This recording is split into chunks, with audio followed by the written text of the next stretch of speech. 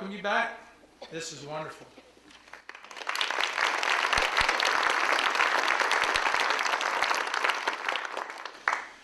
Thank you. One's always hesitant when you do a series, whether after the first one anyone might come back to the rest. So it's nice to see you back. Thank you for coming back. Of course, that's partly not knowing what the future actually holds. Albert Einstein was once asked by a little child, what will happen in the future of the universe? To which Einstein replied, "You'll have to wait and see." We're talking about the future of the universe this afternoon, and that's a very risky thing to do. A very risky thing indeed. I said I loved soccer. This is a very famous soccer player, Paul Gascoigne. And he was once asked in a television interview what he thought was going to happen in a particular football match. To which he replied, "I never make predictions and I never will." You've got to think about that for its profound philosophy for a few moments.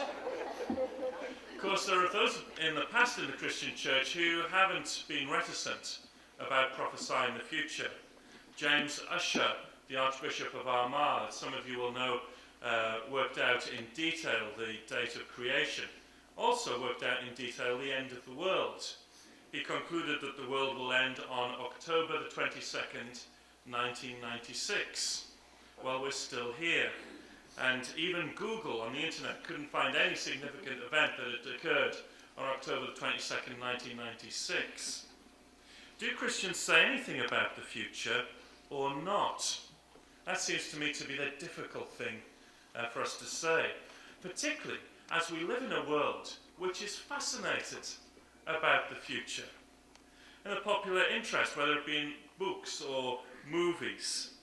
Of course, at the time of the millennium, people were fascinated. At the time of the millennium, the year before and the year after, over 140 books were published with the title "The End of" in them. Things like The End of History, of course, Francis Fukuyama's, The End of Nature, The End of Time, The End of Evolution, The End of Education, The End of Comedy, The End of Conversation, The End of Science, The End of Economics, twice, The End of the House of Windsor, my own particular favourite, The End of Medieval Monasticism in the East Riding of Yorkshire. A particular blockbuster which I'm sure you've read. Not only is that, but stories about the future in terms of science, which we'll come on to, and movies. You saw one or two clips in the pre-show there. James Cameron's The Terminator movies, talking about how science becomes out of control, how artificial intelligence takes over. In a similar kind of genre, the Wachowski brothers' The Matrix movies. What will happen if machines become in control? What does that mean for human freedom, the human spirit? What does it mean for human self-determination? So we've got a culture which is fascinated by the future. We've also got professional theologians who for the past few years have also been fascinated about the future. Distinguished Roman Catholic theologian Hans Urs von Balthasar said that eschatology, thinking about the future, has recently been working overtime since its office was shut down in the 19th century. Because in the 20th century it's become one of the big things. New Testament scholars, as some of you will know, began to talk about the nature of the kingdom and the kingdom in its future dimension. And then systematic theologians, those who try and put everything together, particularly people like Jürgen Moltmann, who's shown on the screen, and Wolfhard Pannenberg, began to talk about the importance of Christian hope. And you might think, therefore, that with this popular culture and this theological interest, the Christian church might be able to say a great deal into the popular arena.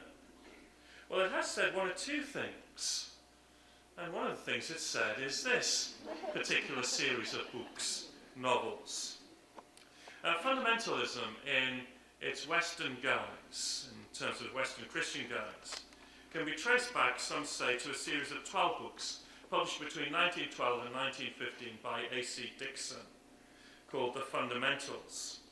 They attacked liberal Christianity and insisted on what became 6 fundamental tenets of the Christian faith: the inerrancy of Scripture, the virgin birth, substitutionary atonement, bodily resurrection, authenticity of biblical miracles, and premillennialism.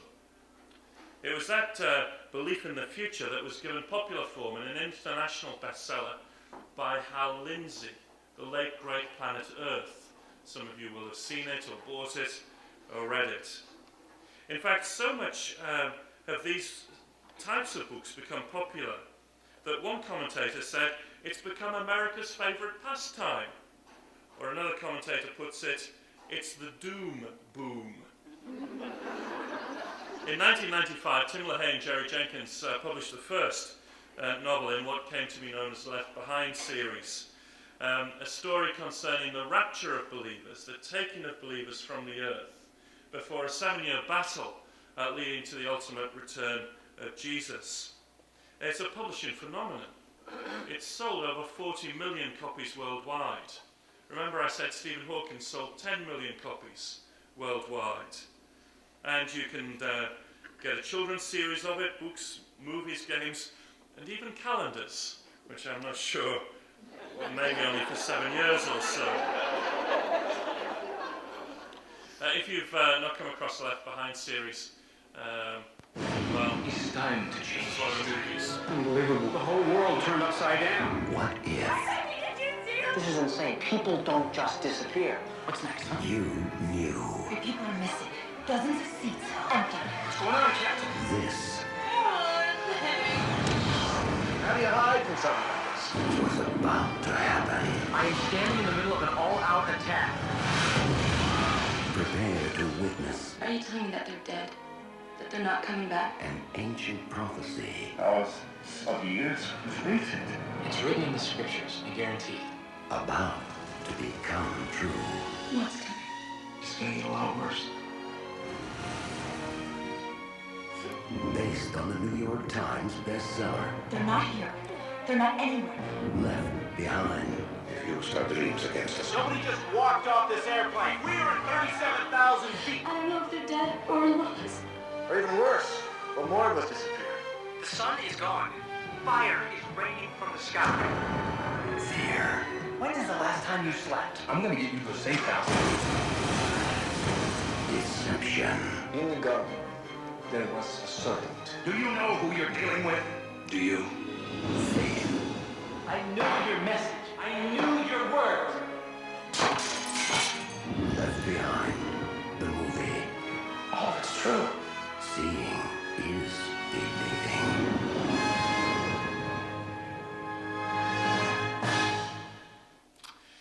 I mean, it's easy in a sense for some to become too cynical about this. One of the books written in response to this is entitled, I Want to Be Left Behind.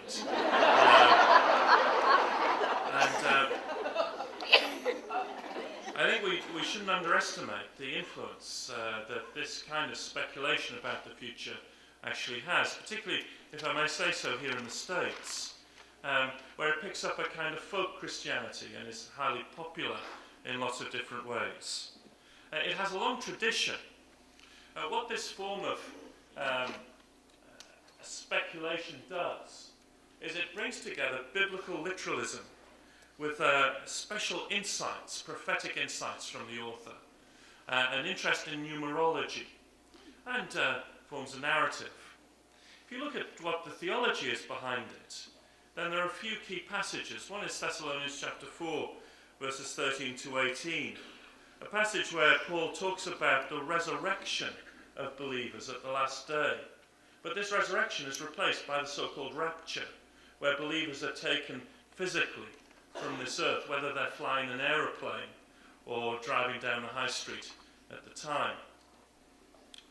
I have to say to you, however, that this is a very internalized view of the future. It's about God somehow saving us from everything around us.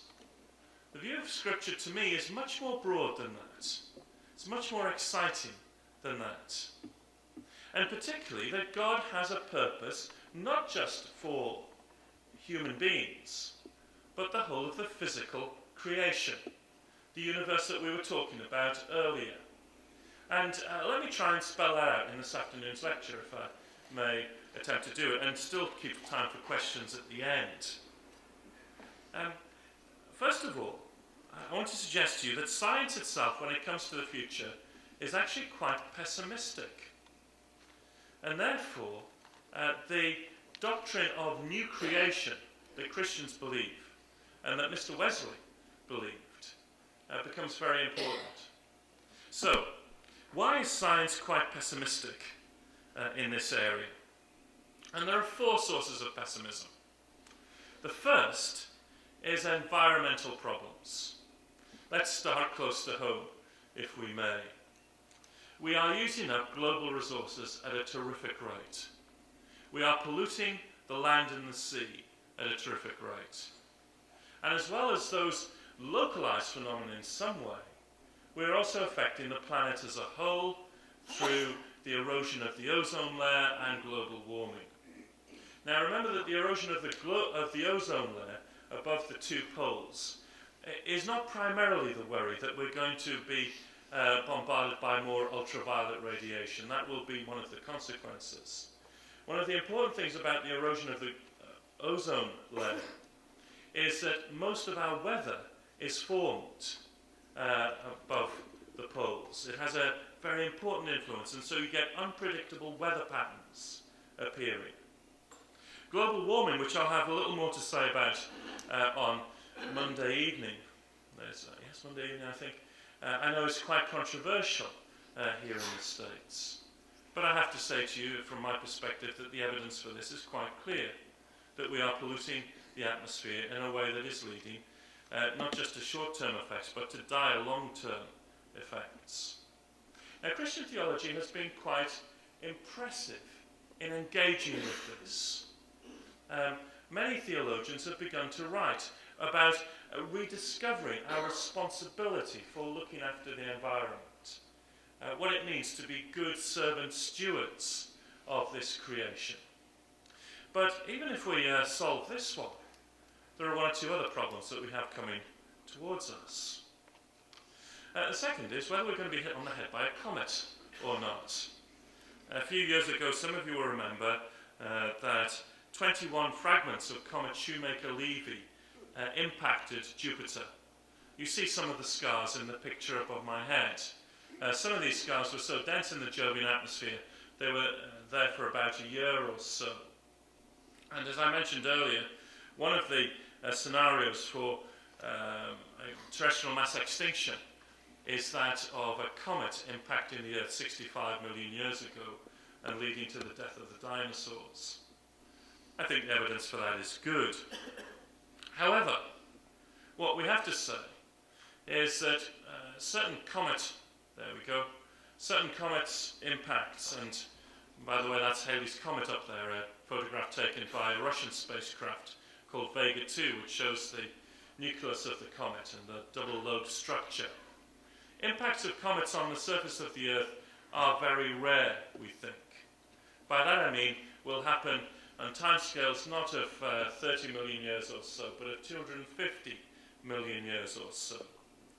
But there are smaller things in the solar system, things called asteroids. There's one shown there. And there are about 2,000 asteroids in orbits which cross the orbit of the Earth. This is a serious problem for us, because even a body 100 meters wide could lead to tidal waves or an explosion which would destroy a large city. And governments have begun to take seriously the mapping of such bodies in our solar system and possible ways to defend ourselves against them. Now, of course, we all depend on Bruce Willis to go up and save us from any Armageddon. But if Bruce happens to be filming a different movie at the time, what are we going to do? Well, there are scenarios of landing a small spacecraft onto an asteroid with a little rocket motor and just nudging it out of its orbit to avoid us. There's others where you blow the thing up, but then you don't know what's going to happen to the fragments most of the time. And again, we're reminded here, as I said earlier, something about the fragility of life on Earth. Something about the fact that we are part of a bigger process in the universe, of which we're both vulnerable to it and can have some kind of control of it. If we avoid the comets, I'm afraid to tell you, the third source of pessimism is, to contradict Annie, the sun will not come out tomorrow all of the time. The sun is a star. It fuses hydrogen into helium, that's its energy source, and eventually it's going to use up all of its hydrogen.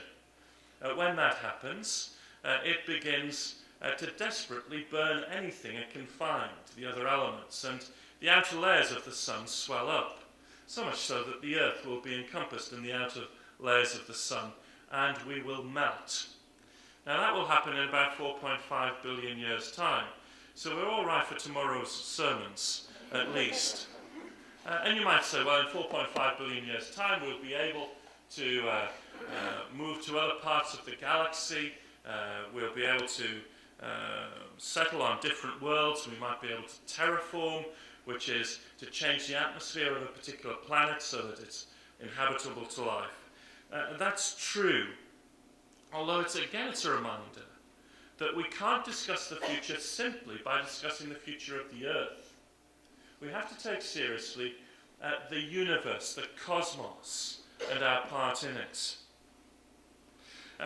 And even if we avoid the sun, I'm afraid we don't get out of it at that point, because the fourth source of pessimism is the end of the universe itself.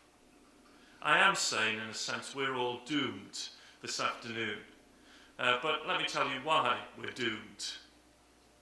If I was giving this lecture 4 or 5 years ago, I might have said to you that there are two scenarios for the end of the universe.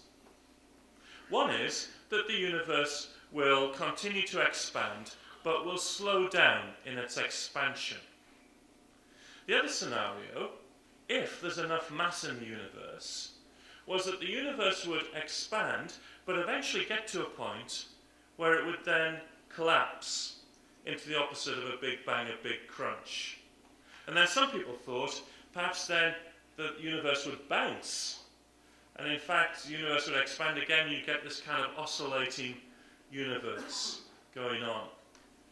And people would say, it all depends how much mass there is in the universe and the amount of dark matter that there is in the universe. Well, we told that story up until 1998, when you quite rightly reminded us in the first lecture that things changed. In 1998, a number of different groups of scientists began to study how the universe was slowing down. They wanted to decide between these two different scenarios and partly discover how much dark matter there was in the universe. Saul Perlmutter, who's shown in the bottom there, and Brian Schmidt and Adam Rice in the HICE supernova search, and independently they began work. Now the way to do this is that you need to look at some very distant objects. Trouble is that distant objects aren't very bright, apart from a few distant objects which are exploding stars, supernova explosions. Stars slightly larger than our sun, when it comes to the end of its life, it loses its control and effectively explodes. And these supernova explosions can be very bright. I show one here, supernova 1994D. You can see astronomers have great imagination when they name their supernova. And you can see that that dot of light there is as bright as the galaxy containing 100 billion stars or so.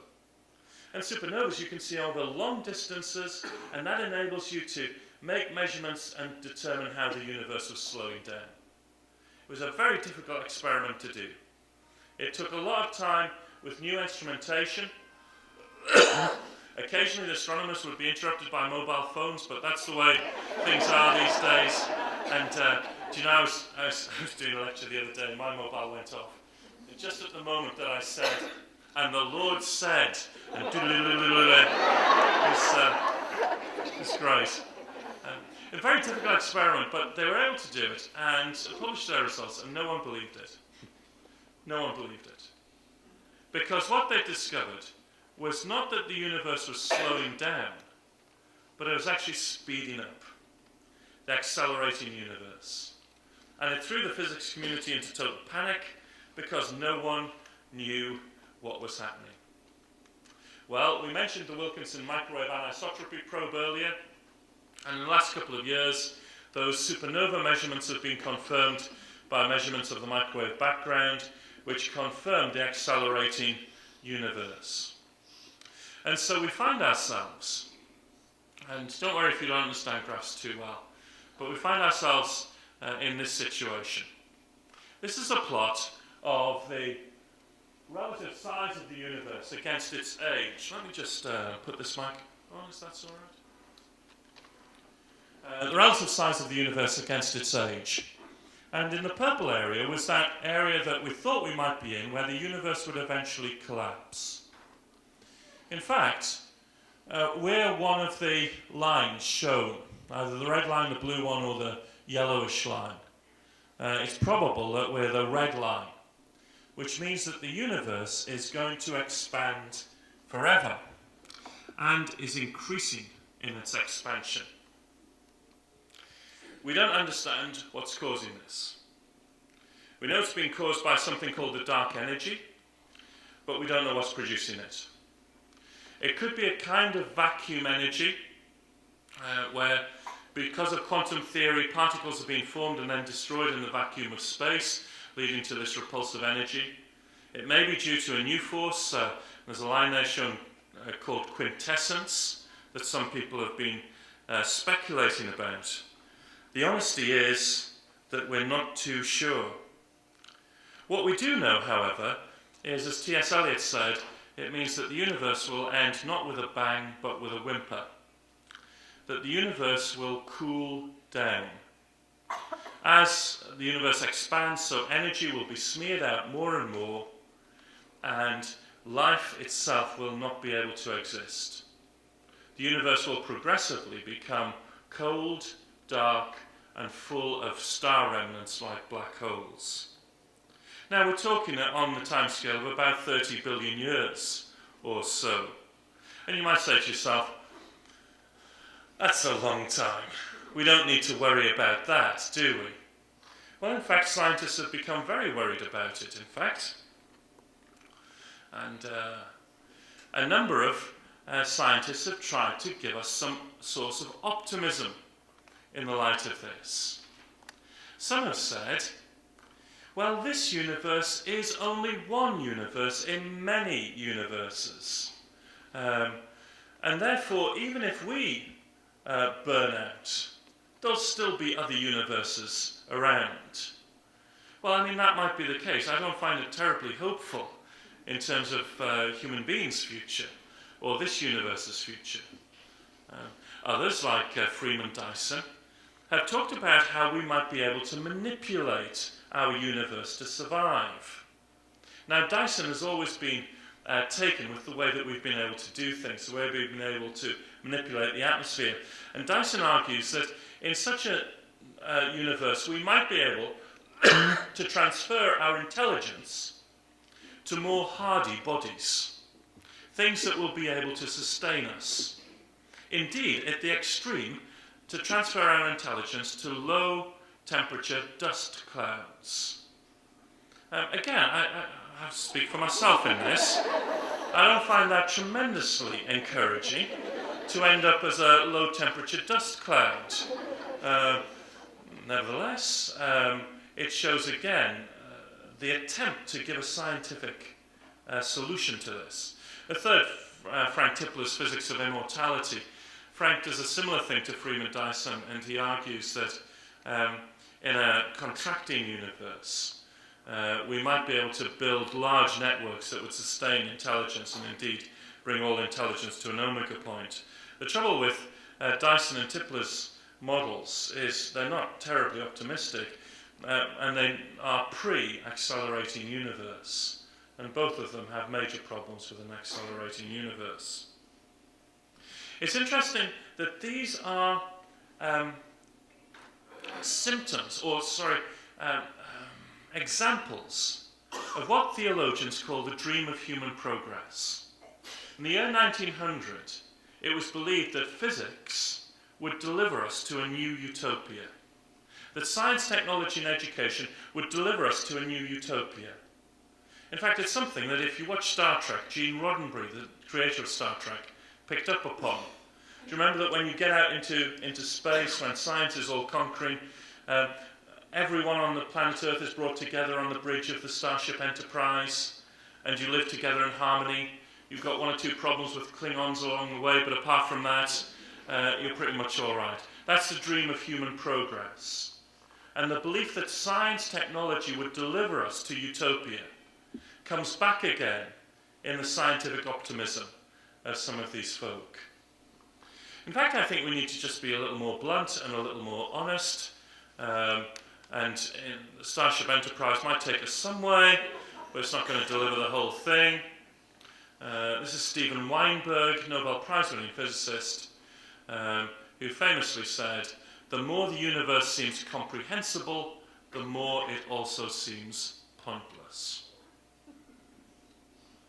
What's the point of a universe destined to futility?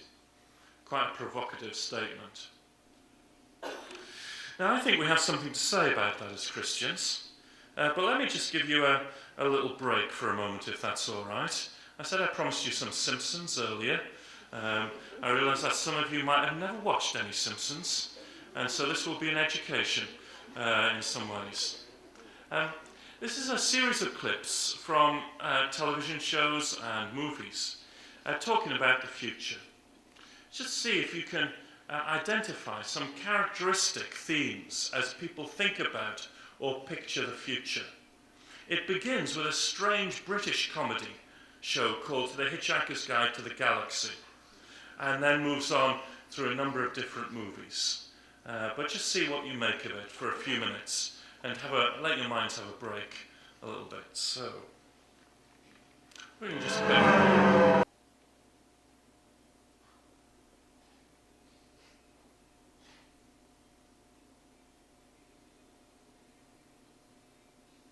Smartline, the Springfield Angel controversy. Our guest tonight making her 13th appearance on Smartline, Miss Lisa Simpson.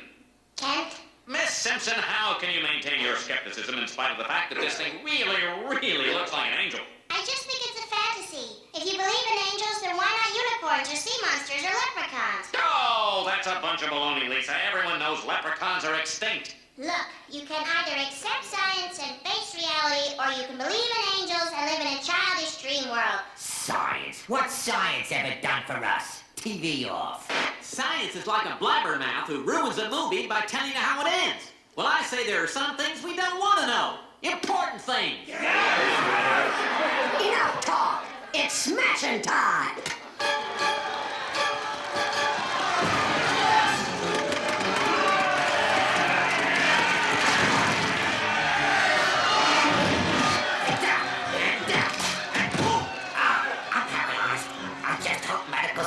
Can cure me. The Earth, at a time when the dinosaurs roamed a lush and fertile planet.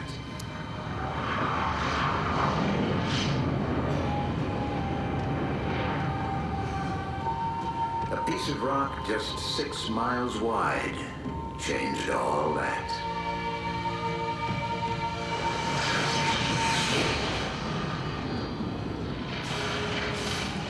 Hit with the force of 10,000 nuclear weapons.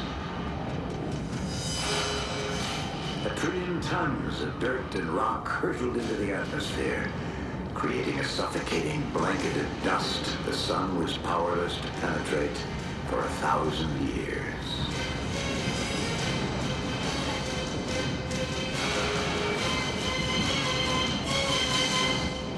It happened before.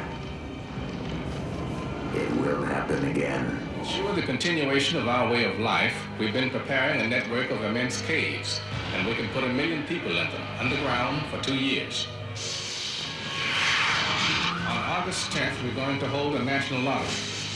A computer will randomly select 800,000 Americans to join the 200,000 scientists, teachers, soldiers, and artists who have already been chosen. In addition, the United States and Russia have been building the largest spaceship ever constructed to stop the comets. We will prevail. Life will go on. You all stop worrying about that stupid comet. It's going to be destroyed. Didn't you hear what the guy in the building said? But Dad, don't you think... Lisa, the whole reason we have elected officials is so we don't have to think all the time. Just like that rainforest scare a few years back. Our officials saw there was a problem and they fixed it, didn't they? No, Dad, I don't think... There's that word again.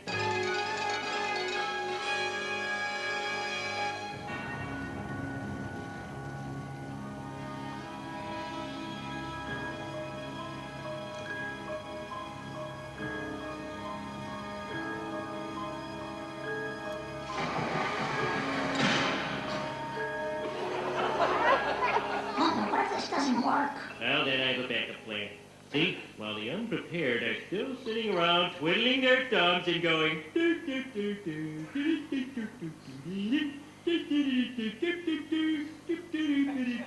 Dad, plan. I'm getting to that.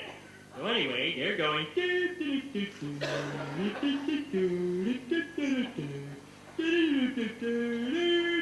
So anyway, we get in our car and take the bridge out of town. Well, all the while, they're still going... Dad, they're firing a rocket! All right!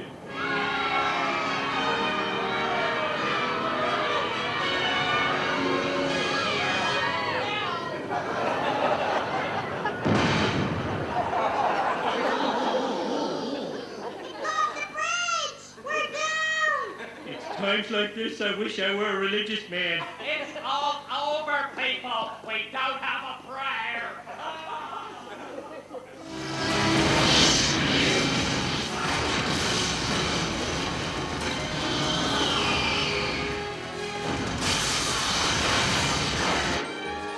Wow.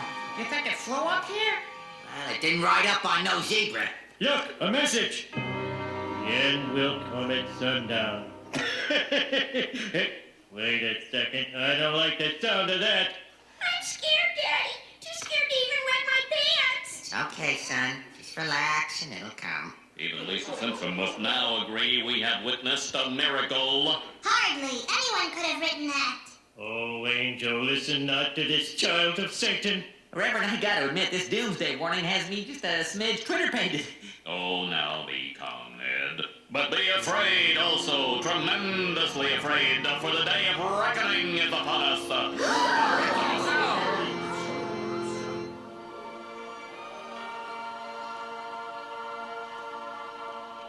Your Holiness, there is word from America. They say an angel has foretold the apocalypse. Keep an eye on it. This could be our last day together, my love. How about a farewell romp in the garden of earthly delights? Oh, Edna, my sweet buttercup, you read my mind. Just give me 20 minutes or so to finish these tardy slips. Why are we getting dressed up, Mom? Are we going to Black Angus? Well, you might say we're going to the best steakhouse in the whole universe. So we're not going to Black Angus. Will you leave me alone? It's bad enough you're making me go to your stupid Judgment Day. Please, Lisa. I don't know exactly what's going to happen, but I really wish we could make peace before sunset. Nothing is going to happen, Mom. I hate to disappoint you, but the world is not coming to an end.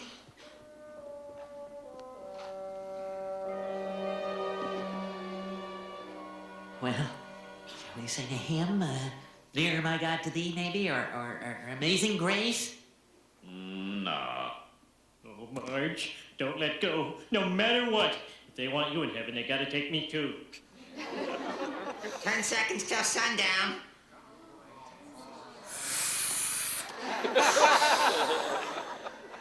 We did it. We beat cancer. What the hell? 7, 6, 5, 4, 3, 2, 1.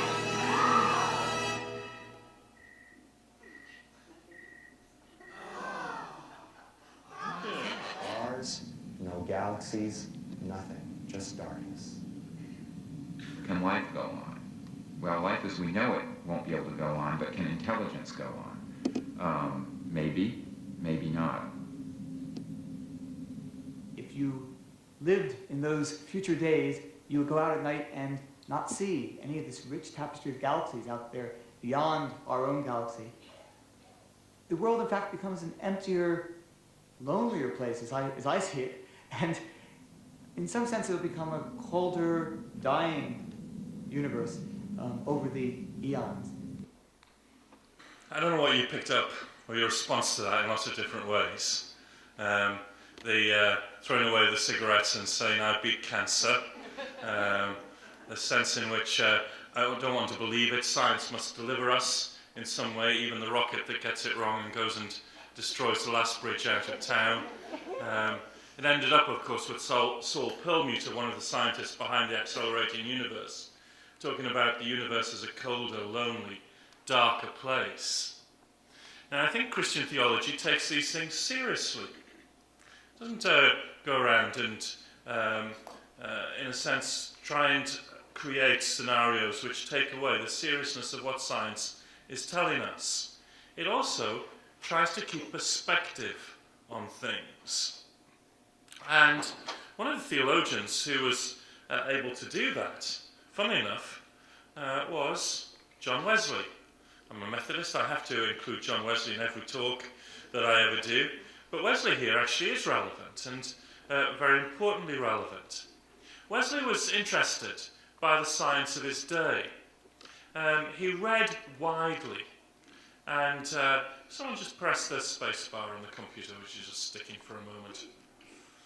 Thank you. He read, and again please. Burnett's theory of the Earth particularly was interesting to him.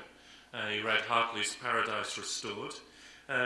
He also began to speculate about the future. And for Wesley that meant that he began to think seriously, and spacebar again, I'm sorry about this. Thank you. In the 1781 sermon, The General Deliverance, he began to talk about animal salvation, the appearance in new creation, not just of human beings, but of animals. And it was partly Wesley's fascination or the importance of the physical universe to God.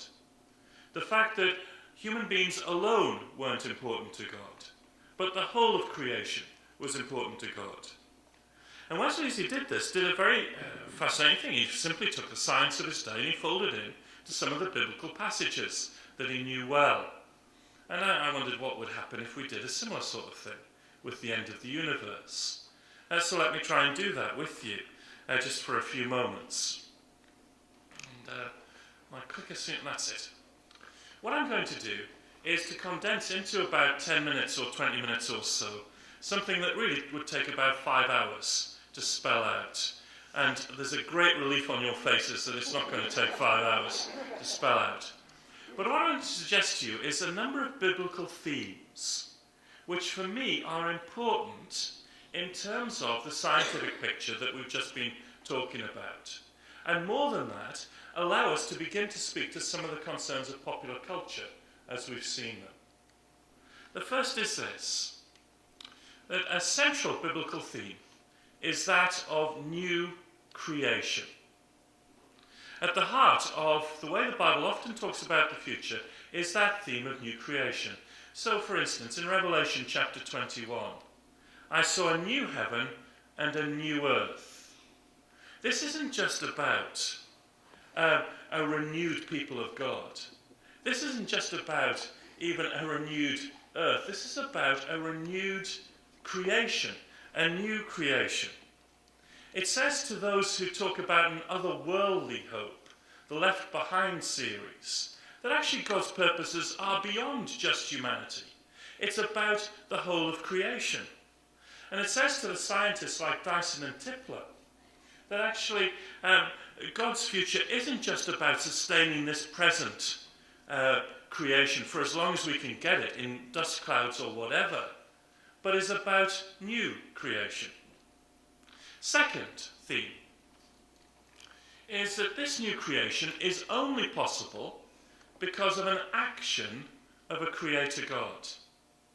Many of the passages, like Isaiah 65, Revelation 21, talk about how our hope for the future is based on the fact that God is the creator of the universe. Because we know God is the creator, we therefore believe that he hasn't given up on this creation. So Isaiah 65, I will create new heavens and a new earth. The word create there is very specially used to remind us of, in the beginning, God created the heavens and the earth. Revelation 21, I am the Alpha and the Omega. I am making all things new. Here we haven't got a dream of human progress, which says that science and technology and education will deliver us. Hope is based on the transcendent creator God. Here we haven't got escapism or cyclicity. The sun will come out tomorrow, or Scarlett O'Hara saying tomorrow is another day. This is a hope based on a transcendent creator God. The third thing is this. In Scripture, in the New Testament, creation and new creation are mutually interdependent. That is, in order to understand one, you've got to understand the other.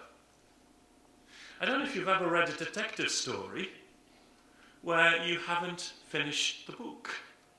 You haven't read the end. Or whether you would read a novel by starting halfway through. In order to understand the narrative, you've got to understand the beginning and the end. Sometimes it seems to me that in the science and religion debate or in some of our preaching, we often focus just on creation and say nothing about new creation. Or we focus on God's plan for new creation and say nothing of creation. Creation and new creation are mutually independent. And therefore, there should be signs in this creation of a new creation.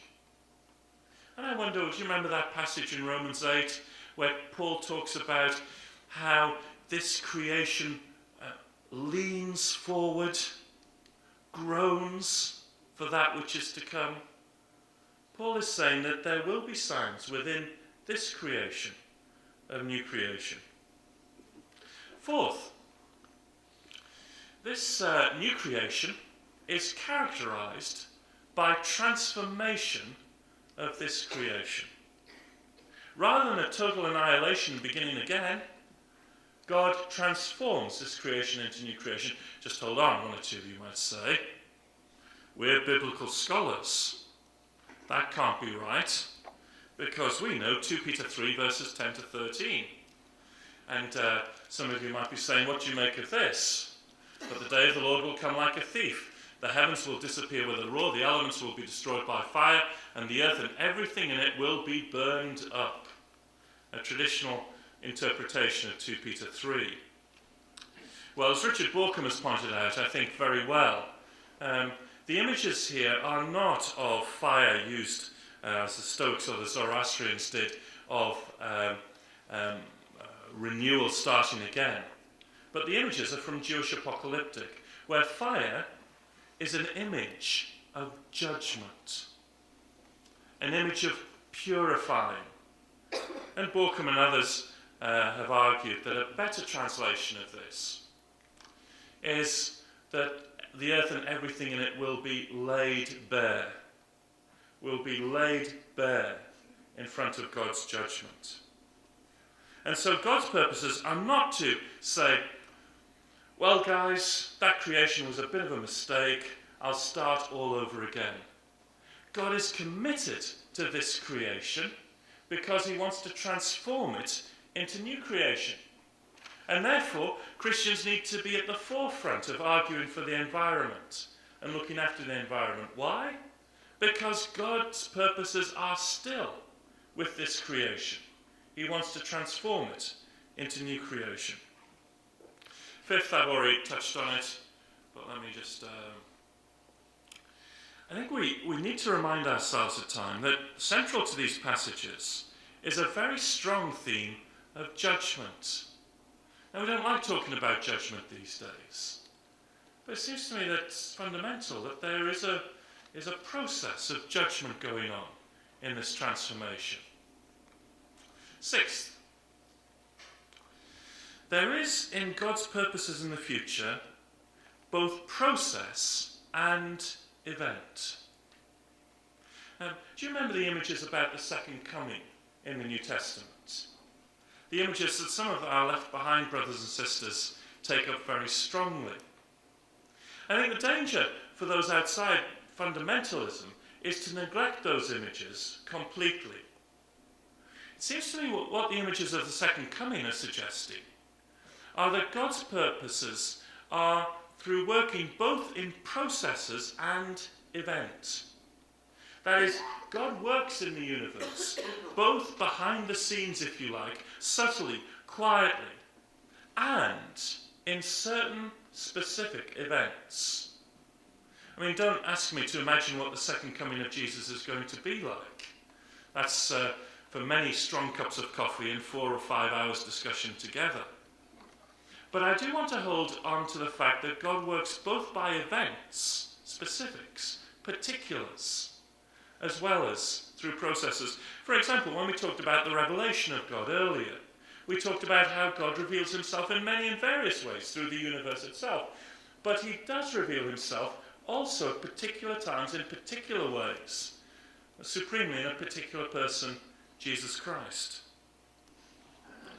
Sixth, I know it's after lunch, and it's dark, and if you are asleep, don't snore too loudly, you'll wake everyone else up, if that's okay. But you're all still with me roughly so far.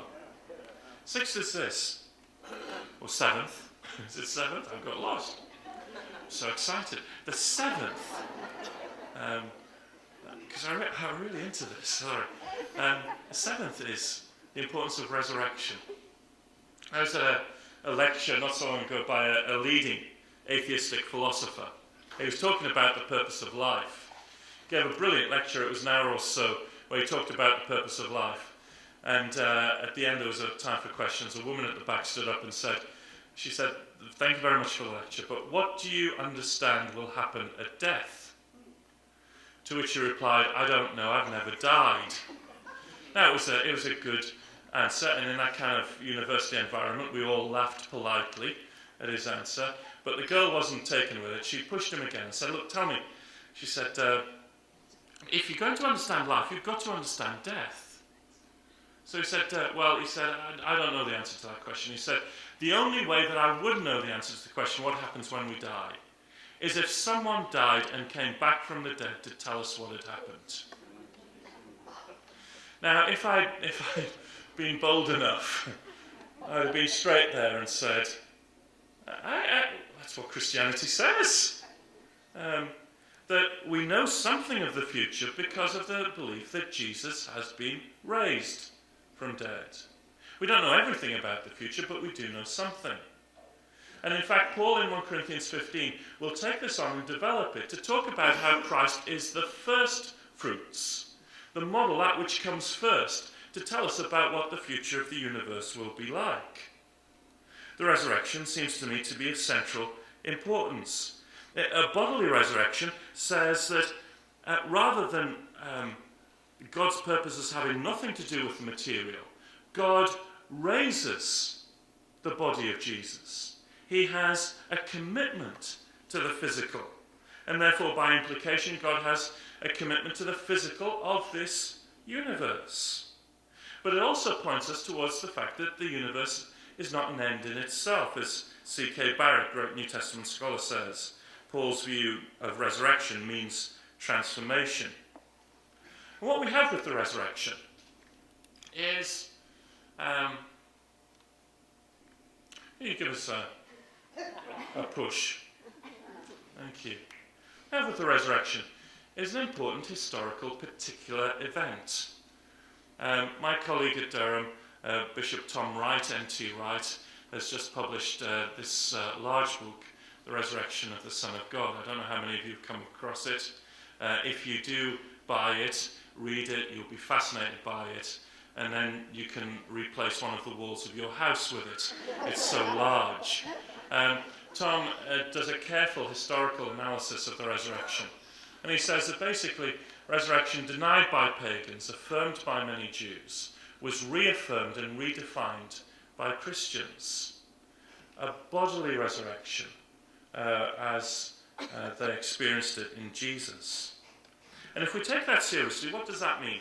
Well, I think one of the things about the New Testament stories of the resurrection appearances of Jesus is they're very messy. Have you ever noticed that? They don't quite fit together. Now, it might be because there's different witnesses telling the same story. That would be fair enough. It may also be because they're trying to talk about a continuity and a discontinuity in the person of Jesus. The continuity. The Jesus who appears after the resurrection seems to have continuity with the Jesus who was put to death. That is, he has some physicality about him. He eats fish, for example. But there's also some discontinuity. He seems to appear in rooms with locked doors. And then do you remember that story of the road to Emmaus? Of the two disciples walking down the road and this person joins them. I have to say to you, I have listened to many sermons which try and explain away why the disciples didn't recognize Jesus. Most extraordinary explanations. Things like, if you plot where the sun was in the sky between Jerusalem and Emmaus, and they didn't have sunglasses in those days, and they were walking with their eyes into the sun, or their eyes were filled with tears for hours on end, so they didn't recognize.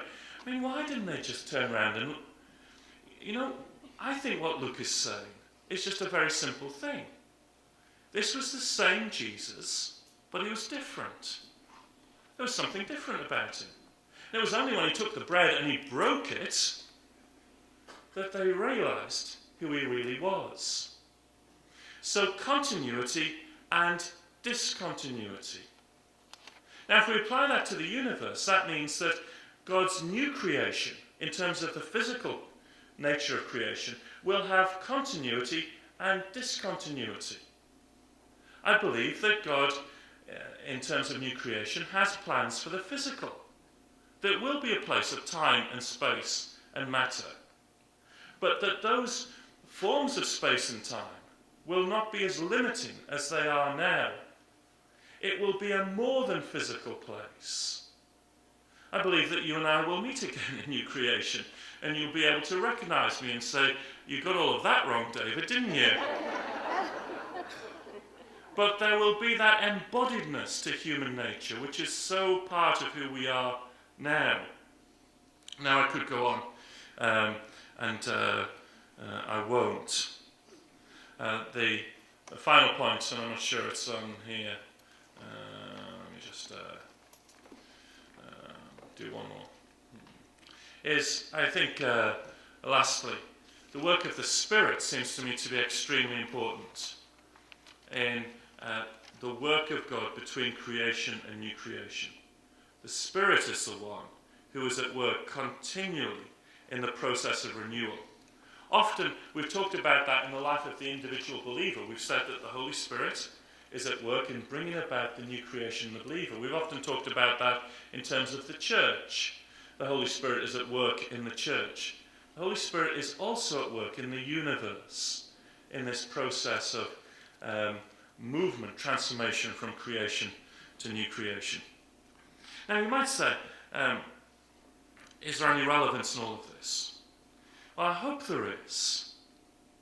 I think this allows us to go back to a culture and say that we as Christians do have hope for the future. We want to value science and technology and all that it brings with it. But we want to also say that our hope is based on a creator God who is at work in the world, not irrelevant to it. We don't need to find optimistic solutions to the futility of the universe, the scientific futility of the universe, because our hope goes beyond that.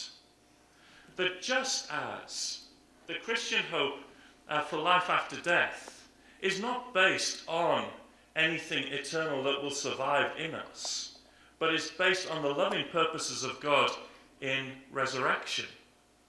so hope for the future of the universe is based on the same loving God of resurrection.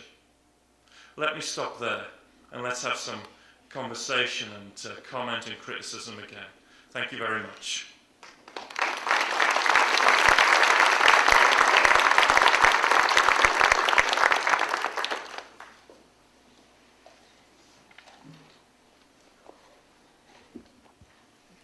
Okay, yes. Yes, as talking about the expanding universe, one of the things you did not mention were black holes and what the prediction of black holes in an expanding universe would be. Black holes, let me just go back a step. Most of us will have heard of black holes. Probably not all of us will understand where black holes come from. I talked about how a star like our sun will expand and puff up its outer layers. I talked about a star slightly larger than our sun exploding in a supernova explosion. For stars about 1.3 times the mass of our sun and beyond, 1.6 perhaps, the processes are so catastrophic that the inner parts of the star collapse so rapidly into such a small space that the mass is so concentrated that gravity actually doesn't allow light to get out from a black hole. Now, the difficulty is to know quite what is going on in there, because nothing comes out of a black hole to tell us what's in there. We might send an astronaut to find out. The problem is that the astronaut would know but wouldn't be able to tell anyone, because there's no way of sending a message out. In an expanding universe, what happens is that the stars typically go through their lifetime in around about 9 billion years or so. So over 40 billion years or so in an expanding universe, most of the gas is channeled through stars and ends up in white dwarfs, neutron stars, or black holes. The black holes effectively then begin to gobble up, eat up most of the stuff around them. And so there's a concentration into black holes. There are some theories that over long time scales, black holes themselves might evaporate, releasing energy. And Stephen Hawking has been particularly interested in that, and there's been some controversy over information, whether it's locked in a black hole, whether it be released or not. But the upshot is that the matter and indeed information, once it's locked into a black hole, is pretty much destroyed. And so they become a sink in an expanding universe for energy and for information, which drains the rest of the universe as such. Now there are complications with that, particularly in certain particle physics theories which talk about proton decay, but they don't affect the overall picture, which is of a cold, dark universe populated largely by black holes. Right at the back, yeah.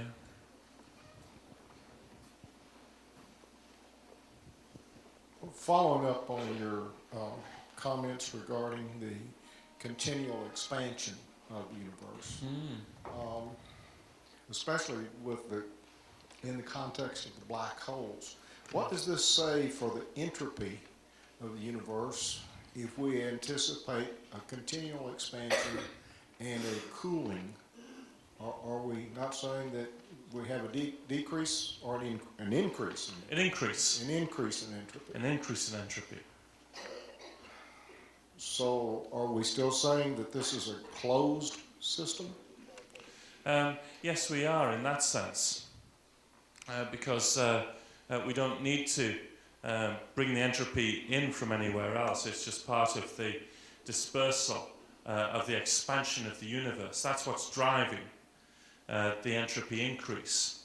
And what's eventually happening as more and more matter gets locked up into black holes is that there are less systems to move against that entropy increase. At the moment, of course, we have gravity and a lot of matter around, which can provide systems which can build order within the universe. There's still an overall increase in entropy, of course, because it's the order is kind of balanced elsewhere.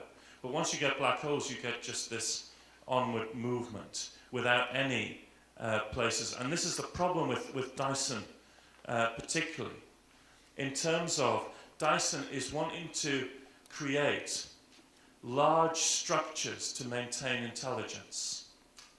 But in this kind of entropy increase, disorder increase, then that becomes more and more difficult to do.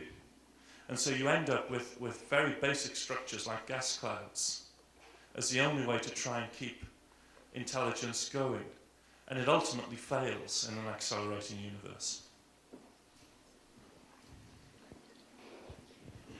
If you describe a black hole as something that brings mass and energy together, at second 10 minus 23, don't you have a giant black hole? Yes. Then, but it exploded. That's right. Theoretically. Theoretically. The physics, the mathematics of black hole collapse and Big Bang inflation are very similar. And in fact, one of Hawking's early contributions to physics was with Mike Penrose showing that that was the case. Now the difference is that in terms of Big Bang cosmology, you have an add-on called inflation, which happens very early in the universe's history, which pushes the expansion beyond that kind of limit. But the physics is very similar in terms of collapse and expansion. So you're right. But it's this little add-on called inflation that pushes the thing. Over here? Yes, I'm sorry. I was fascinated with your description of the continuity and discontinuity of the resurrection. Yes. Could you comment on that in terms of Paul's distinction between physical body and a spiritual body? Yes, thank you. This is highly controversial in lots of different ways, and although there's as you know, there's a vast amount of literature on this particular thing. The two works that have particularly helped me, and I think my position reflects, is Tony Thistleton's commentary on 1 Corinthians, and Joel Green's work in a new book called What About the Soul? And the argument there is that when Paul talks about physical and spiritual, he is not falling into dualism of body and soul. What he's doing is he's talking about that which is fitted for this creation and that which is fitted for the new creation.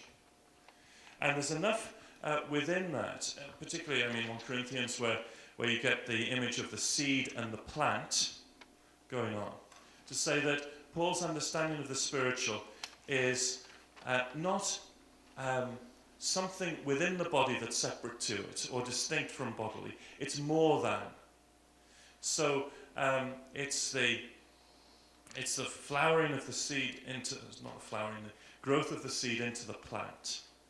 The contrast, as he talks about spiritual, is that which is fitted for new creation, which is going to be more than this which we inhabit now.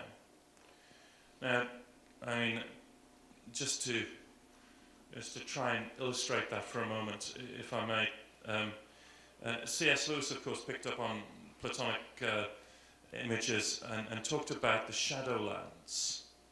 And Lewis talked about how many of us think that that which comes after death is the floating up of our grey souls into this kind of greyish experience up there. And Lewis said, in fact, that's the wrong way round. This existence is the shadowlands. That which is to come is in full colour. And so my understanding is that the spiritual for Paul is that which is better than, greater than the physical, rather than less than the physical or in contrast to the physical.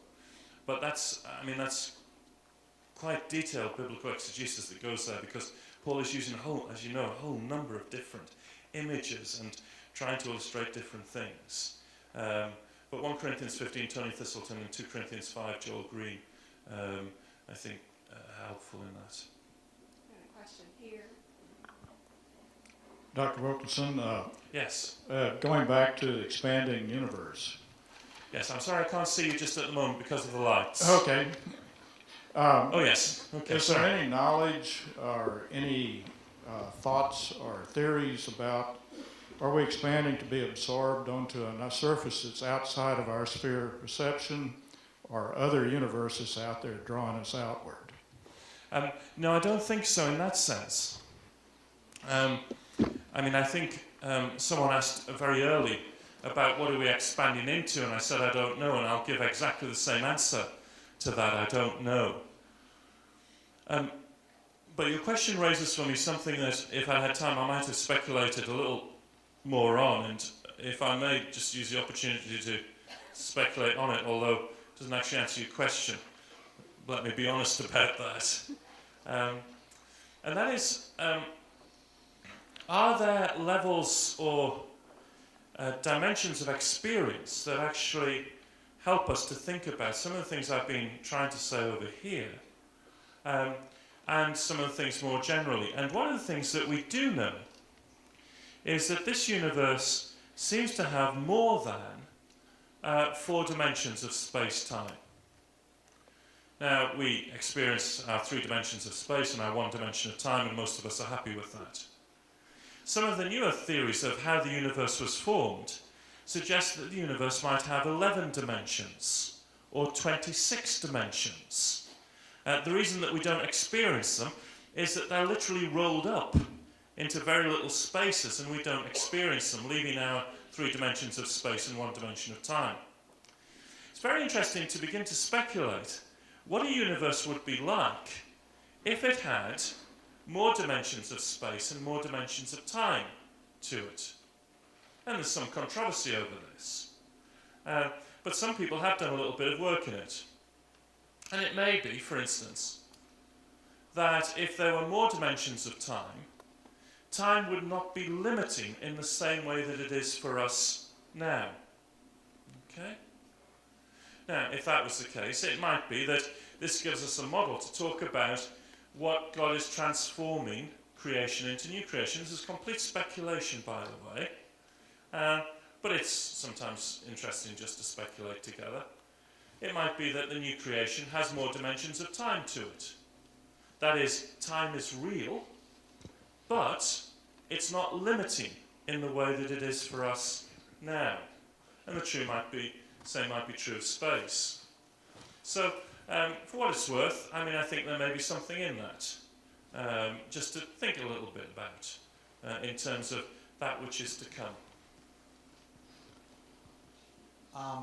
You were talking earlier about black holes, and I've read articles where they think perhaps there's a giant black hole at the center of the Milky Way, and perhaps many of the other galaxies. And I was wondering, how many black holes have they observed, and could that account for the dark matter? Yeah, the answer is we haven't. It depends what you mean by observe, of course. Because they're black, we can't see them. So there's 2 main ways to see them. The first is by their gravitational effects, and you see other bodies kind of being disturbed by them. The other is that as matter falls onto a black hole, it does so in a little kind of circle, and the frictional force is so high you get X-rays and gamma rays off. And we're quite good at spotting that. And if we say the dark matter is about 23%, then we can estimate that black holes would account for probably less than 0.1% of that 23%. Okay, so they're interesting and significant, but not, they can't solve the dark matter problem. 10 years ago, I would have given you a different view, which again is about the provisionality of science. 10 years' time, I might give you a different view, but that's the view that we have at the moment. Yes. I have 2 questions. Please. One, the first is back to what you said about the black holes and the create. I'm still go back to, are we the expansion of space, is it coming in the physical part of space or the material part that makes us recognize that physical part? In other words, as the galaxies are expanding, is that the reason why we're recognizing this expansion of space? Which comes first? That was the first question. No, that's right. As you've put it, because the galaxies are expanding, that's why we recognize the expansion of space. Okay, that clears that up.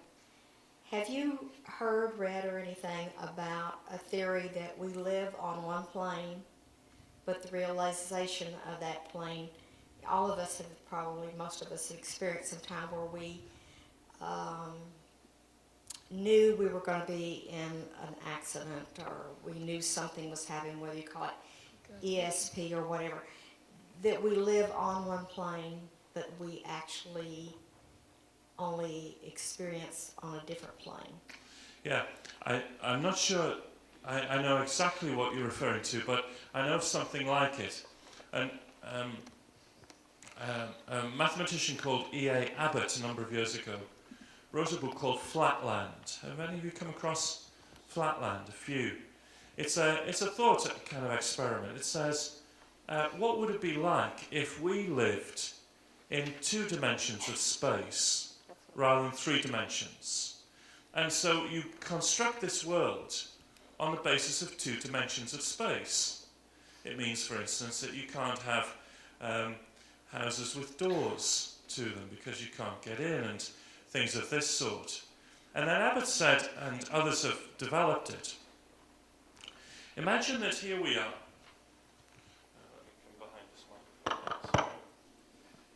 Here's our world. It's a flat plane, and all we can do is move around this flat plane. Abbott said, imagine, well, others have developed it, imagine what would happen if a 3-dimensional ball moved through this plane. Okay? First of all, as it moved through this plane, we would see a dot appear in our world.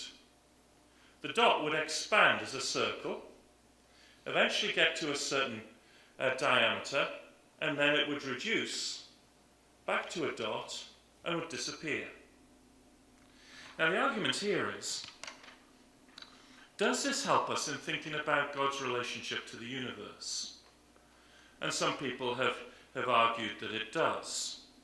For example, to use this model, maybe we're living in this plane, limited by it, but God is in a higher dimension, able to do lots of unusual and different things in intimate relationship with the whole, that certain things in our universe we will be able to observe but not fully explain.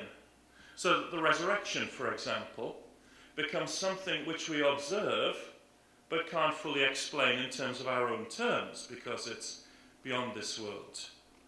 Now that's as I've heard the story. What I've not heard are those who may have gone on, as you suggest, to say that at times we may be able to have knowledge ourselves outside the plane. Although, of course, relationship with God allows the possibility of that. It links into something I was saying before, and that is that if you use images like that, you can begin to think about higher dimensions and the fact that our experience is very limited at the moment. And there may be much more to the universe, and indeed certainly much more to new creation and God's relationship to the universe, which goes beyond our understanding at the moment. Yeah, someone, sorry, at the back, yes. Thank you. You mentioned this morning that when looking at the story of creation in Genesis, that there were 2 distinctive viewpoints of that, and you gave greater authority to one view than another. Yeah, sure. Do you believe that God speaks with authority today, the same way that he has always spoken with authority, and if so, how? Outside of biblical authority, is there any authority outside of biblical authority? I guess that would be a question. It's a good question. Thank you very much. And it's actually quite a complex answer. There's not an easy answer to this in terms of knockdown response. I do want to say that God continues to speak in lots of different ways, in the way that he has done for a long time, indeed since the beginning of the universe. And what I mean by that is that I do believe that God speaks through creation. It's part of my commitment to science, that God reveals himself through what the early scientists talked about as God's book of his world. That God continues to do that today, and therefore the insights of science have to be discerned, but in them we can find truth and God speaking to us. I believe that God continues to speak through men and women of faith, often in surprising ways. The biblical record itself is surprising in that, because some of the people who are renowned as prophets would probably not pass ordination tests in the Methodist Church for a whole number of reasons. And so I want to be always open to the surprise of how God speaks. And therefore, practically, I want to read those who wouldn't call themselves Christians in terms of their view of the world, though, because I believe that God can speak in lots of different ways. Having said all of that, and I could go on talk about God speaking through beauty and music and many other different things, I do want to reserve something special for the Scriptures, as they bear witness both to the coming and the appearance, life, death and resurrection of Jesus of Nazareth. For me, the Scriptures become the supreme authority in order to discern the truth of God speaking. That's a statement which needs a lot of filling out, as you might expect. It comes partly from wanting to follow Jesus and Jesus' view of the Scriptures. It comes from a decision on how you do theology, where you have to think about how one's experience and one's reason and one's tradition and Scripture all interlink and go together. But for me, the Scriptures are the supreme authority. And therefore, when I encounter what I think is truth, I want to bring that into contact with the story of Jesus as I find it in the Christian Scriptures. For me, Jesus is the supreme revelation of God. Does that answer the question? That would be my view in a nutshell.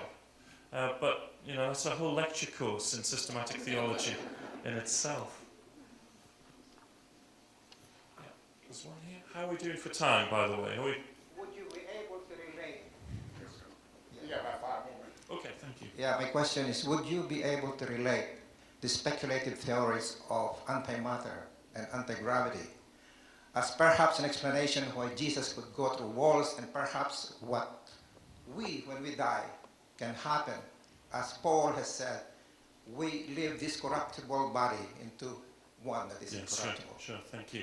Gosh, I'm going to need to lie down after this. These are very important questions. I think you're right that certainly in terms of anti-gravity, that's speculative. We do know that antimatter exists, we've produced it. The question is there a lot of antimatter in the universe? And most people think no. At the beginning of the universe, the commonly held view is that there were roughly equal amounts of matter and antimatter. They destroyed each other, and there was a small excess which was left over, and that's due to a particular imbalance in one of the physical theories which we know about, which produces a universe of one sort, matter. Now, your question is interesting in terms of we begin to tease out the relationship of science and the insights of science to some of the miracle stories, particularly of the New Testament.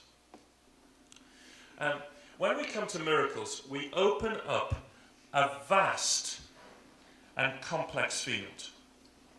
For example, there are miracles, signs, as the Bible calls them, which are given their own physical explanation.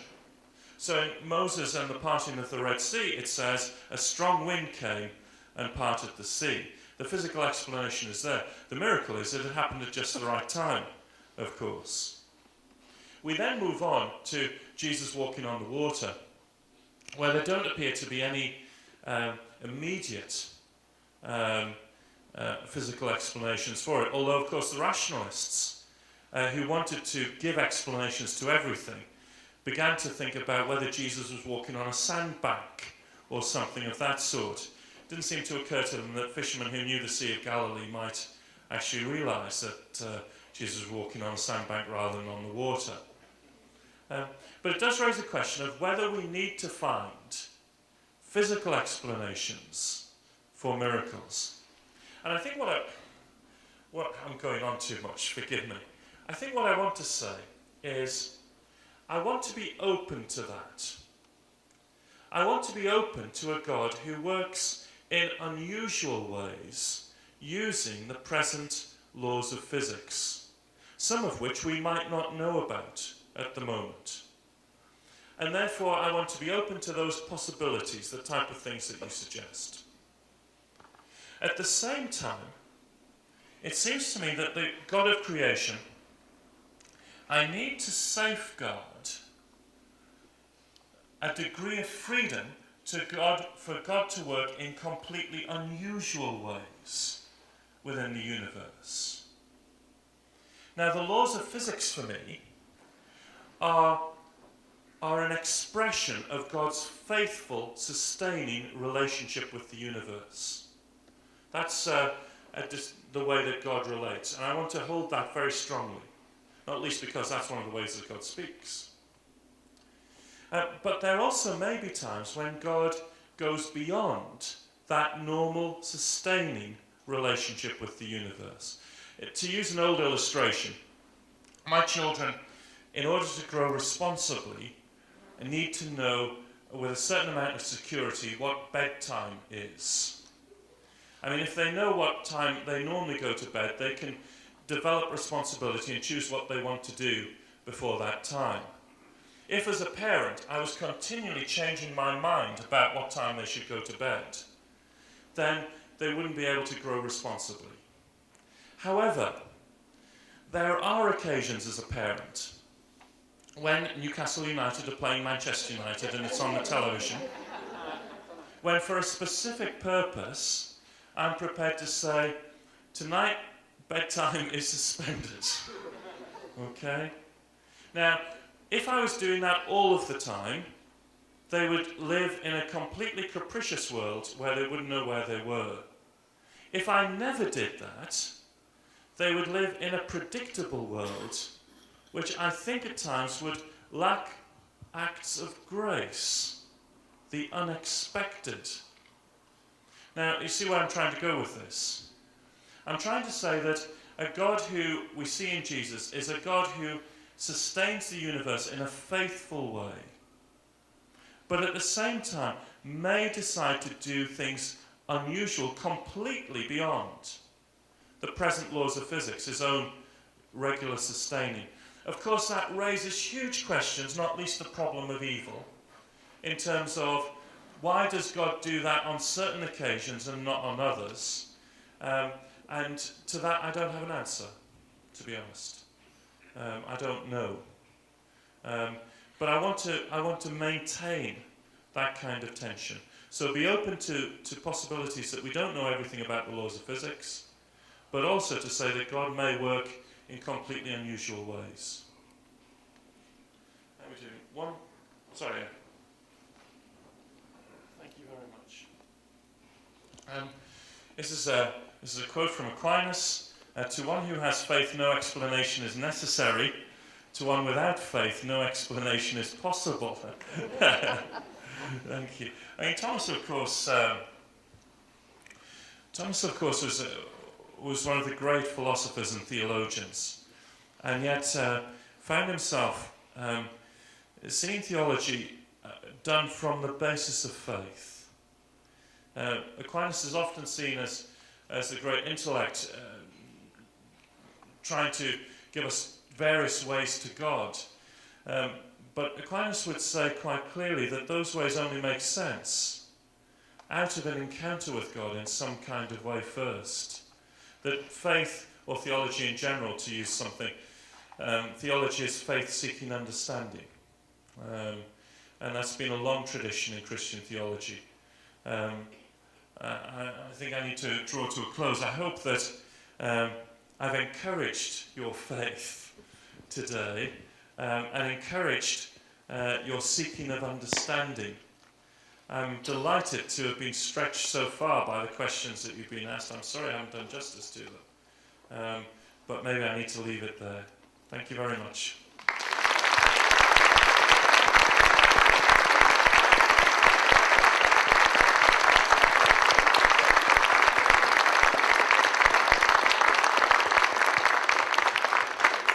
Thank you, David.